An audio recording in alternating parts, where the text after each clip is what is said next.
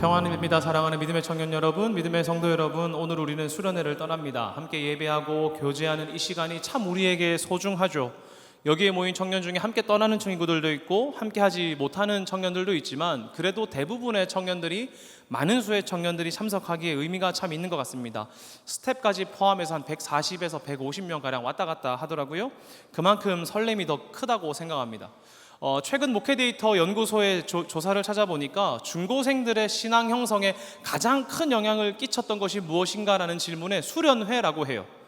2위가 찬양, 3위가 설교인데 2, 3위를 함께 묶어둔 것이 무엇입니까? 수련회잖아요. 가장 뜨겁게 찬양하고 가장 뜨겁게 말씀 듣는 것이 수련회이기 때문에 이 신앙 형성에 엄청 중요한 상황이었다라고 생각할 수 있습니다. 아마 여러분들도 어린 시절의 수련회를 통해서 뜨거움과 하나님을 향한 결단을 기억할 것입니다. 중고생이 아니라 청년회 때에도 이 수련회가 그만큼 우리의 신앙에 중요한 것도 사실이죠. 그러니 함께 참여하는 믿음의 청년들은 이 시간을 허투루 보내지 마십시오. 참여하는 청년들, 이 시간을 대충 보내지 말자는 거예요. 그리고 일상과 상황 때문에 혹시 참석하지 못하는 청년들이 있다면 다음을 위해서 기도하십시오. 그리고 수련회 기간 각자의 자리에서 기도하고 하나님 앞에 나아가며 동일한 은혜 주시기를 구하십시오. 그때 하나님께서 은혜 부어주시리라 믿습니다. 할렐루야. 혹시 마이크에 리벌브 있으면 좀 꺼주시겠습니까? 네. 그렇다면 하나 물어보고 싶어요. 하나님께서 우리의 기도를 들으신다면 여러분은 어떻게 기도하시겠습니까? 하나님께서 우리의 기도를 들으신다. 그럼 여러분 어떻게 기도하시겠냐는 거예요. 상황이 어려운 청년들은 상황의 해결을 기도할 것이고, 짝을 구하는 사람들은 하나님께 짝을 주실 것을 구할 것이고, 인생에 막힌 담 앞에 있는 사람들은 이 담을 허물어 주실 것을 간구할 것입니다. 지난주에 말씀드렸듯이 저는 여러분의 삶의 어려움을 하나님께 간구하고 구하는 것이, 토로하는 것이 잘못되었다고 생각하지 않습니다. 우리의 삶을 아시는 하나님께 나의 삶의 문제를 고백하고 도움을 구하고 열심을 내는 것이 잘못은 아니니까요. 그러나 우리가 우리의 삶의 문제만을 두고 기도한다면 신앙을 돌아보자고 했죠. 그래서 다른 것을 구하기 전에 먼저 하나님께서 가르치신, 예수님께서 가르치신 말씀을 따라 살아갈 수 있도록 은혜를 구하고 찾고 두드리면 하나님께서 그렇게 살아갈 수 있는 그리스도인다운 삶을 허락하실 것이다, 이렇게 얘기했습니다. 그런데 오늘 솔로몬을 보면 하나님께서 그에게 나타나셔서 너 무엇을 원하니?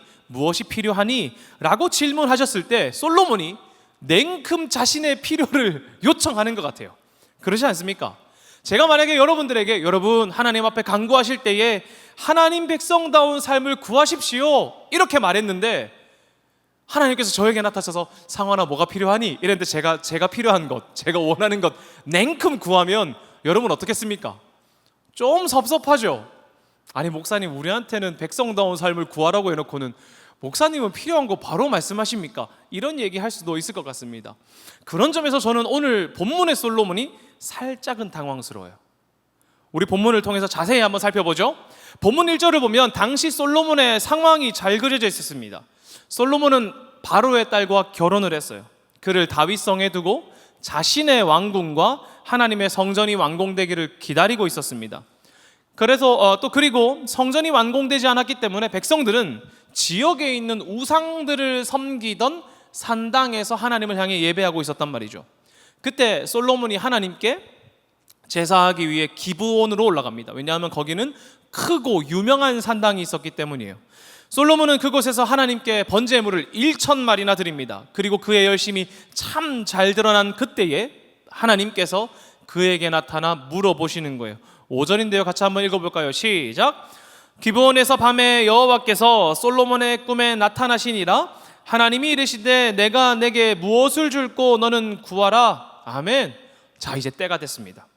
심지어 하나님의 반응을 보니까 어떤 것을 구하든 주실 것 같은 분위기예요. 야, 내가 너에게 무엇을 줄까? 구하라. 말씀하시는데 설마 째째하게 이건 되고 저건 안 되고 이렇게 말씀하시겠습니까? 이제 솔로몬은 하나님께 구하기만 하면 됩니다. 그런데 솔로몬이 무엇을 구합니까? 9절인데요. 같이 읽겠습니다. 시작. 누가 주의 이 많은 백성을 재판할 수 있사오리이까? 듣는 마음을 종에게 주사 주의 백성을 재판하여 선악을 불멸하게 하옵소서. 아멘. 여러분, 아무리 봐도 여기서 절대적인 평안, 하나님, 우리나라에, 우리 왕국에 절대적인 평안을 주시옵소서. 어떤 나라에게도 침략받지 않는 힘을 주시옵소서. 국력이나 현실적인 문제들을 해결받을 수 있도록 구하는 것이 왕이 할 수 있는 좋은 대답이잖아요. 그런데 그가 구하는 것이 무엇입니까? 고작 듣는 마음입니다.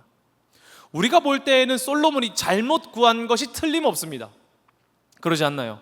아무리 봐도 현실에 필요한 것들을 구하는 것이 정답 같아 보이는데 그가 듣는 마음을 선택한 것이 잘못된 것처럼 느껴진단 말입니다.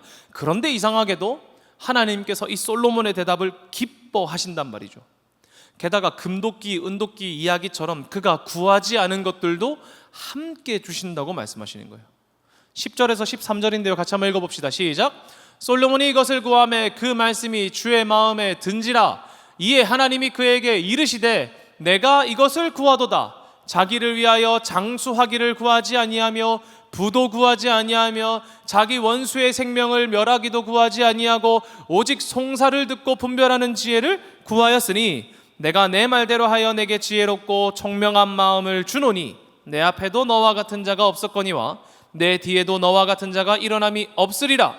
내가 구하지 아니한 부귀와 영광도 내게 주노니 내 평생의 왕들 중에 너와 같은 자가 없을 것이라.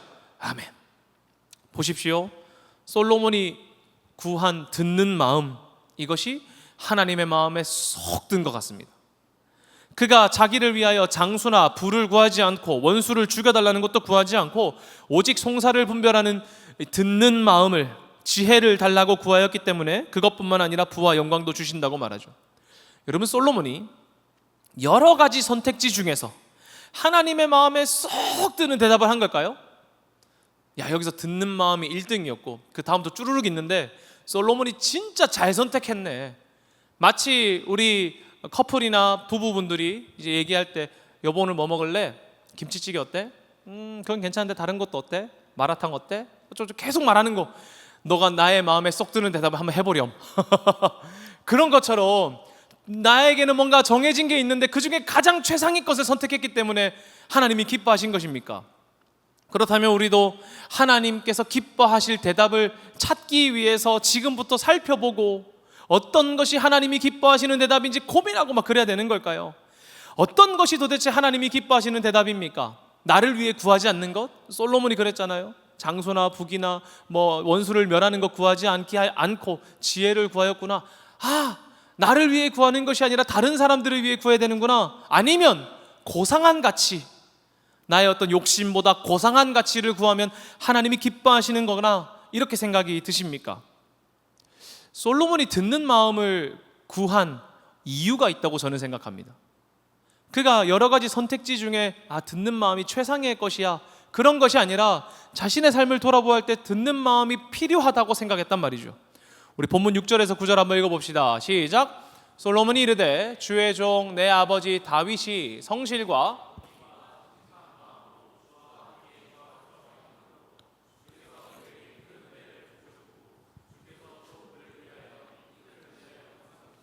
오늘과 같이 그의 자리에 앉을 아들을 그에게 주셨나이다. 나의 하나님 여호와여, 주께서 종으로 종의 아버지 다윗을 대신하여 왕이 되게 하셨사오나 종은 작은 아이라 출입할 줄을 알지 못하고 주께서 택하신 백성 가운데 있나이다.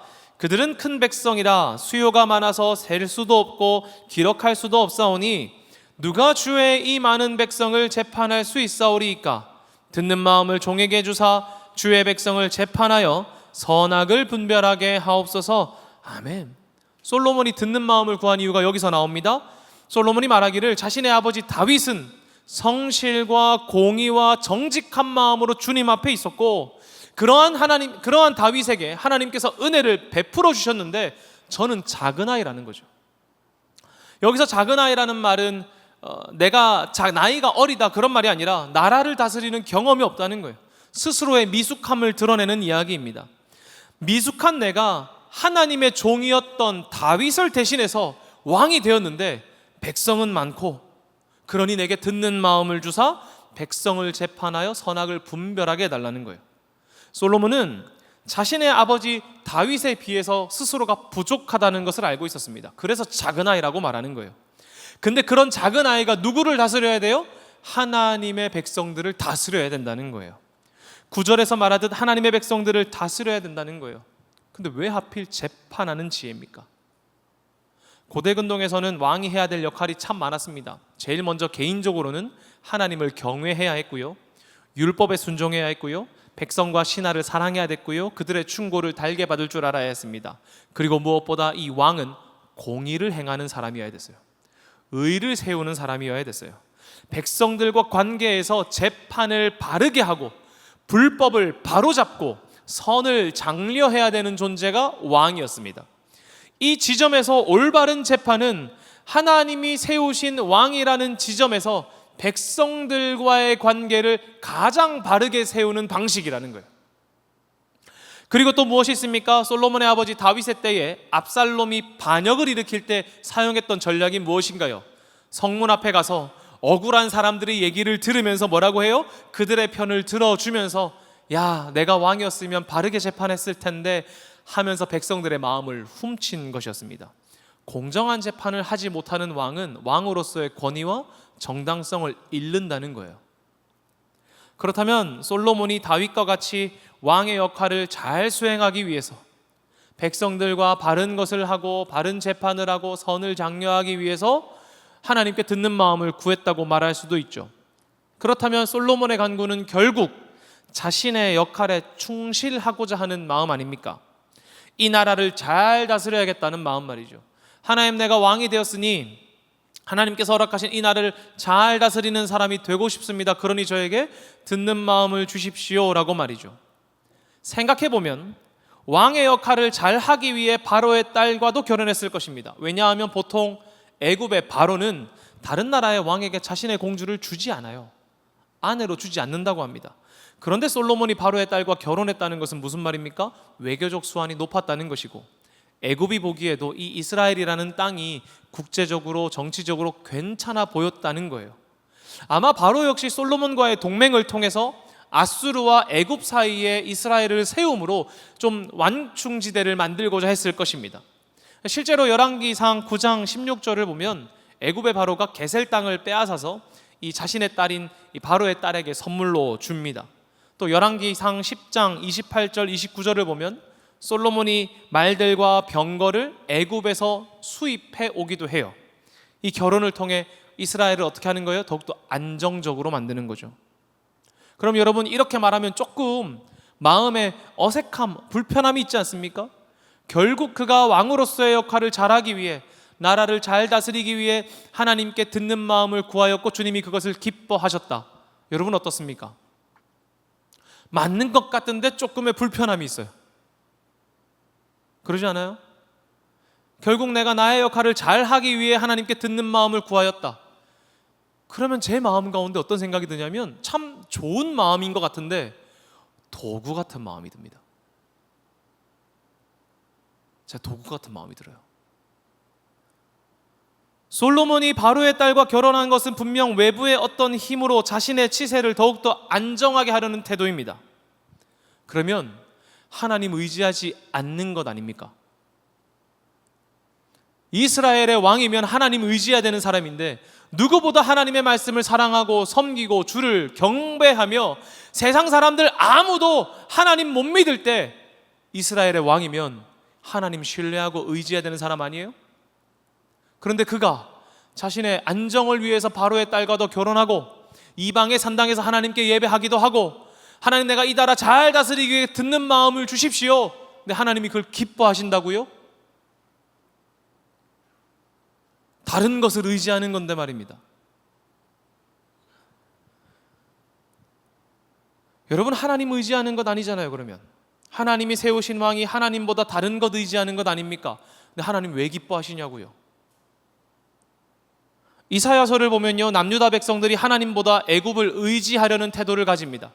그러니까 다른 나라의 전쟁에 앞에 서서 하나님을 의지하는 것보다 가까운 애굽과 동맹을 해서 정치적과 군사적으로 안정을 꾀합니다. 그때에 이사야가 그것을 비판하는 거예요. 다른 것 의지하지 말고 하나님 의지하라고요. 그런데 솔로몬이 바로의 딸과 결혼함으로 애굽에게 땅도 선물 받고 군사적과 외교적으로 물자의 안정적인 복음을 받는 것은 하나님 아니라 다른 것 의지하는 것 아닙니까? 근데 왜 하나님이 그를 기뻐하셨냐고요. 솔로몬이 도대체 뭐가 달랐길래 애굽을 의지하려고 했던 이사야 시대의 유다와 지금의 이 솔로몬의 시대의 이스라엘이 뭐가 다르냐는 거예요. 다시 본문을 향해 처음부터 한번 가봅시다. 열왕기상 3장은 솔로몬의 연약함을 적나라하게 드러냅니다. 무엇이에요? 그들이 솔로몬이 바로의 딸과 결혼한 이방인과 결혼하는 것과 또 무엇입니까? 이방 산당에서 하나님께 제사를 드리는 거죠. 현실적으로 이해할 수 있습니다. 성전이 아직 완공되지 않았기 때문에 그럴 수도 있고요. 아직 우리의 삶이 좀 더 안정적이었으면 좋겠다는 마음이 있기 때문이기도 할 것입니다. 그러나 그 한계 안에서 솔로몬이 바로의 딸과도 결혼하고 이방 산당에서 하나님께 예배하기도 했지만 그 마음의 중심에는 하나님을 의지하려고 했던 것 같아요. 그러니까 이 사람 마음 가운데 인간적인 한계와 연약함이 있기 때문에 이방인과도 결혼하기도 하고 우상의 산당에서 예배하기도 했지만 그의 마음의 중심에 뭐가 있었다는 것입니까? 하나님만을 의지하고자 하는 마음이 있었다는 거예요. 어디서 알 수 있습니까? 그가 하나님께 1000번제를 드린 만큼 열심히 있었다는 것과 그의 아버지 다윗 왕과 같은 사람이 되기 위해 듣는 마음을 구한다는 것에서 알 수 있습니다. 그러니까 그가 하나님 앞에 나아가 듣는 마음을 구하는 것이 그저 왕으로서 이 나라를 잘 다스리기 위해서 좋은 왕이 되고자 하는 마음이 아니라 어떤 거예요? 아버지 다윗의 삶을 보면서 하나님을 향한 태도, 다윗이 하나님을 향한 그 태도를 담는 왕이 되고 싶었다는 거예요. 이해하셨습니까? 그저 사람들을 잘 다스리는 왕, 그것이 아니라 나의 왕이신 하나님의 종이었던 나의 아버지 다윗과 같은 태도가 되기 위해 듣는 마음이 필요하다는 것입니다. 다윗이 어떤 왕인데요?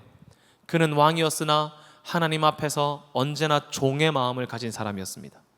다윗은 왕이 된 후에도 먼저 하나님께 물어보는 사람이었어요. 심지어 전쟁 상황에서도 자신의 판단보다 하나님을 의지한 왕이었습니다. 사무엘하 5장 19절 한번 볼까요? 이렇게 말합니다. 시작. 다윗이 여호와께 여쭈어 이르되 내가 블레셋 사람에게로 올라가리이까 여호와께서 그들을 내 손에 넘기시겠나이까 하니 여호와께서 다윗에게 말씀하시되 올라가라 내가 반드시 블레셋 사람을 내 손에 넘기리라 하신지라. 아멘. 왕으로서 다윗은 자신의 의지가 있었겠죠. 내 판단, 내 결정이 있지 않겠습니까? 그러나 다윗은 자신의 마음보다 무엇을 앞세웁니까? 하나님의 말씀을 앞세우는 거예요. 그리고 하나님께 여쭈어 보죠. 왜요? 내 마음보다 하나님 말씀을 듣고 그것에 순종하는 것이 하나님 백성으로서의 자신에게 합당하다는 것입니다. 또 다윗은 하나님의 말씀 앞에 자신을 맞추는 사람이었습니다. 솔로몬이 구한 듣는 마음에서 듣다에 해당하는 샤마는 순종의 뜻도 있어요. 다윗은 누구보다 하나님의 음성 앞에 순종하려고 했던 사람입니다. 심지어 그가 범죄했을 때에도 자신의 죄를 피하지 않고 그것을 꼬집는 나단 선지자의 말 앞에 어떻게 합니까? 두둔하지 않아요. 권력으로 찍어 누르지 않습니다. 하나님 말씀 앞에 무엇합니까? 회개하며 순종하죠. 밧세바를 범하고 우리아를 부당한 방법으로 죽였을 때 나단 선지자가 와서 그를 책망하자 어떻게 합니까? 사무엘하 12장 13절입니다. 같이 읽겠습니다. 시작. 다윗은 나단에게 이르되 내가 여호와께 죄를 범하였노라 하매 나단이 다윗에게 말하되 여호와께서도 당신의 죄를 사하셨나니 당신이 죽지 아니하려니와. 아멘. 다윗은 왕이라는 권좌에 앉아 있을 때에도 하나님의 경고가 들리면 자신의 고집과 자존심을 꺾을 수 있는 왕이었습니다. 하나님 앞에 엎드리는 순종의 마음이 있는 왕이었습니다. 왜요? 다윗이 가장 두려웠던 것은 나의 권력이 사라지는 것이 아니라, 왕에서 탈락되는 것이 아니라 하나님과 멀어지는 것이었기 때문에 그렇습니다. 그가 가장 두려워했던 것은 내가 하나님과 멀어지는 것이었단 말이죠. 그래서 그는 나단 선지자가 그에게 와서 자신의 죄를 짚어냈을 때 이 마음이 들었어요. 하나님과 멀어지는 것이 무섭다. 시편 51편 11절에 이렇게 고백합니다. 함께 읽겠습니다. 시작. 나를 주 앞에서 쫓아내지 마시며 주의 성령을 내게서 거두지 마소서. 아멘. 다윗이 두려워하는 것은 이거예요. 하나님, 내가 하나님에게서 멀어지는 것 원치 않습니다. 그것이 가장 무섭습니다. 주의 성령을 내게서 거두지 마옵소서. 이스라엘의 왕이자 하나님 마음에 합한 종이었던 다윗은 하나님과의 관계를 가장 중요하게 여긴 사람이었습니다. 그리고 그것이 이스라엘의 왕이 가져야 되는 태도라는 거예요. 다윗은 또한 백성을 향한 사랑이 있었습니다. 사무엘상 30장을 보면요, 아말렉이 네겝과 시글락을 침략해 그 지역을 쑥대밭으로 만들고요, 이제 나이를 따지지 않고 모든 여성들을 데리고 끌고 갔습니다. 다윗과 부하 600명이 함께 그들을 쫓아가는데 도중에 200명이 지쳐서 힘들어해요. 200명은 놔두고 다윗과 400명의 사람들이 이제 아말렉 사람들을 쫓아갑니다.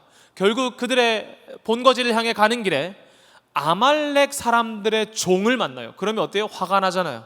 죽일만 하죠. 근데 이 아말렉 사람의 종을 죽이지 않습니다. 이 사람은 애굽 사람이었고 자신이 아말렉의 종이라고 말합니다. 내가 나를 살려달라고 말할 때 다윗이 그의 간청을 들어주고 본거지가 어디인지 확인한 다음에 함께 가서 그 땅을 진멸시키고 다시 이제 빼앗겼던 모든 것들을 가져옵니다. 전리품과 빼앗긴 여성들을 모두 데려와요. 이제 다시 부솔 시내 그 200명이 머물고 있는 곳으로 왔을 때 이제 몇몇 이제 출진했던 사람들이 이야기하는 겁니다. 너희들은 싸우지 않지 않았느냐? 우리만 위험하게 싸우지 않았느냐? 그러니까 이 전리품들을 나눌 수 없다. 너희들의 아내와 딸들과 가족들을 데려가는 것으로 만족해라. 이렇게 말입니다. 그때 다윗이 말합니다. 하나님이 우리에게 주신 것을 가지고 이렇게 처신하면 안 된다. 하나님이 우리를 안전하게 지켜주셨고 이 승리 누가 주셨다? 하나님이 주신 거다. 그러니 전쟁에 나가서 싸운 자나 남아서 보급품을 지킨 자나 모두가 똑같다. 그래서 다윗은 싸운 자와 지킨 자 모두에게 같은 몫을 나누어 줬습니다. 또 다윗이 왕이 된 후에 사울의 가족들을 찾아다니죠. 보복함이 위함이 아니라 요나단과의 약속을 지키기 위함입니다. 그때 이제 두 다리를 저는 장애인이자 사울의 손자인 무비보셋을 발견합니다. 그리고 그를 죽이지 않고 죽음에서 건져내고 오히려 사울의 밭을 돌려주며 죽을 때까지 왕의 자녀들과 함께 먹고 마실 수 있도록 조치를 취해줬습니다. 다윗은 강자에게 강하고 약자에게 약한 사람이었습니다. 약자에게 은혜를 베푸는 사람이었어요. 그도 물론 인간적인 한계와 부족함이 있었습니다. 그러나 가장 낮은 곳에 있는 백성들을 사랑하시는 하나님의 마음처럼 그 마음을 닮아 연약한 자를 사랑하고 무엇보다 하나님과 관계가 멀어지는 것을 가장 두려워한 하나님의 마음에 합한 종이었단 말입니다. 솔로몬이 듣는 마음을 구한 것은 좋은 왕이 되기 위함이 아닙니다. 나의 아버지 다윗과 같이 하나님의 마음에 합한 종이 되고 싶었기 때문입니다. 그래서 하나님께서 그를 기뻐하는 거예요. 솔로몬에게 주어진 이스라엘의 왕이라는 자리는 세상의 왕처럼 군림하는 자리가 아닙니다. 오히려 하나님의 마음에 합한 자가 되어야 되는 자리란 말이죠. 그저 왕으로서의 역할에 충실하고 안정을 꾀하고 재판을 잘하기 위해 듣는 마음을 구한 것이 아니라 인간의 한계와 연약함 속에서 바로의 딸과도 결혼하고 외교적인 것도 수입하고 그렇게 했지만 하나님 마음에 합한 사람이 되기 위해서, 다윗과 같은 왕이 되기 위해서 하나님께 듣는 마음을 구한 사람이었단 말이죠. 그래서 하나님이 기뻐하신 것입니다. 또 그래서 14절을 보면 하나님께서 솔로몬에게 그가 구한 지혜뿐만 아니라 부와 존귀를 더하시면서 이렇게 말씀하시죠. 같이 읽겠습니다. 시작. 내가 만일 내 아버지 다윗이 행함같이 내 길로 행하며 명령을 지키면 내가 또 내 날을 길게 하리라. 아멘. 누구와 같이요? 다윗과 같이라고 말하는 거죠. 다윗과 같이. 하나님께서 솔로몬의 말에 기뻐하신 이유는 그가 그저 나라의 안정을 위해서 혹은 백성들을 잘 다스리는 왕이 되기 위해서 아니면 고상한 가치를 구해서가 아니라 자신의 아버지 다윗과 같이 하나님의 마음에 합한 왕이 되고 싶었기 때문입니다. 비록 지금의 현실이 어려워서 이방 여인과 결혼하기도 하고 성전이 없기 때문에 산당에서 하나님을 예배하고 있지만 그래도 그의 중심에는 아버지와 같이 하나님의 종으로 살고자 하는 마음이 있었다는 겁니다. 사랑하는 여러분, 그렇기 때문에 하나님께서 내가 만일 왕처럼 행하면이 아니라 너의 아버지 다윗과 같이 행하면이라고 말하는 거예요. 이 청년의 시대를 살아가는 여러분, 여러분에게 하나님을 의지하라고 말하면 괜시리 내가 준비하는 모든 것들이 잘못된 것처럼 여길 때가 있습니다. 하나님만 의지해야 되는데 내가 자꾸 다른 것을 의지하는 것 같은 거예요. 하나님만 의지해야 되는데 내가 자꾸 자격증을 의지하는 것 같고, 하나님만 의지해야 되는데 내가 가진 것들을 의지하는 것 같고, 하나님만 의지해야 되는데 내가 가진 능력을 의지하는 것 같아서 마음이 죄스러울 때가 있습니다. 근데 여러분, 그거 인간의 한계라는 거예요. 그러나 그 한계 안에서도 솔로몬의 마음을 가지자는 거죠. 내가 한계가 있어서 바로의 딸과도 결혼하고 우상의 산당에서 하나님을 예배하지만 하나님, 내 마음은 하나님이 가장 먼저입니다. 그때에 하나님이 기뻐하신다는 거예요. 고상한 가치를 구해서 내 삶을 평안하게 그리스도인답게 잘 살고 싶어서 어떤 것을 구해서, 아니면 나보다 남들을 위해서 듣는 마음을 구해서, 그게 아니라요, 내가 한계가 있지만 그럼에도 불구하고 하나님 마음에 합한 자가 되기 위해서 열심을 내서 예배하고 하나님께 구하였기 때문에 주님이 그 마음을 기뻐하시는 거예요. 사랑하는 여러분 무엇 구하시겠습니까? 오늘 설교가 끝나고 찬양하고 기도할 텐데 어떤 것을 구하시겠습니까? 또 예배가 끝나고 수련회에 가서 같이 뜨겁게 기도할 때에 그 수련회 기간 동안 어떤 것을 구하시겠습니까? 저는 우리가 하나님의 마음에 합한 인생이 되기를 구했으면 좋겠어요. 나의 역점을 인정하는 거죠. 하나님, 제가 연약하기 때문에 이런 것도 하고 저런 것도 합니다. 그러나 그것보다 하나님이 나의 삶 가운데 앞서 주시고 하나님을 닮는 것이, 주님의 마음에 합한 자가 되는 것이 나의 기도의 첫 번 기도가 되게 하여 주시옵소서. 이 마음 말입니다. 현실적인 문제와 어려움 앞에서 그 문제를 두고 기도할 수 있지만 그것보다 먼저 주의 말씀에 순종하는 자가 되기를 기도하지 않겠습니까? 마치 솔로몬이 듣는 마음을 구함으로 나라를 잘 다스리기 위함이 아니라 아버지 다윗과 같이 하나님의 마음에 합한 자가 되고 싶었던 것처럼 말입니다. 우리 모두 듣는 마음을 구할 필요는 없습니다. 여러분에게 제가 듣는 마음을 구하라고 말하고 싶지도 않습니다. 고상한 가치를 구하라고 말하고 싶진 않습니다. 저는 우리의 구함이 다윗과 같은 왕이 되고 싶었던 솔로몬의 고민처럼 여러분의 삶에 고민이 필요하다고 말하는 거예요. 이번 수련회 기간 그 고민을 하십시오. 참석하지 못하는 친구들도 각자의 자리에서 그 고민을 하십시오. 하나님, 내가 하나님 마음에 합한 백성이 되기 위해서 어떤 것을 구해야 합니까? 솔로몬은 그 고민과 고민 가운데 하나님께 말씀드릴 것을 찾았습니다. 듣는 마음이라는 걸요. 그리고 하나님은 그 마음을 기뻐하셨단 말입니다. 하나님의 종이요, 하나님 마음에 합한 자가 되고 하나님이 내게 허락하신 자리에서 그리스도인답게 살아가기 위해 내게 무엇이 필요한가, 어떤 것을 구하고 찾고 두드려야 하는가, 이 고민 좀 해야 되지 않겠습니까? 우리는 초등부가 아니잖아요. 맞죠? 그리고 그 고민의 끝에 하나님 앞에 엎드려 구함으로, 주님, 제가 하나님 마음에 합한 사람이 되고 싶습니다. 그러니 내게 이것을 주시옵소서. 부르짖고 찾는 우리가 됩시다. 오늘 예배 그리고 수련회 때 구하고 찾고 두드리면 주님이 우리에게 그리스도인다운 삶을 살 수 있는 믿음과 용기를, 그리고 지혜를, 그리고 무엇보다 기회를 더하여 주실 것입니다. 그 기회를 살아가는 여러분들 되기를 간절히 소망합니다. 우리 함께 찬양하며 나아갈까요?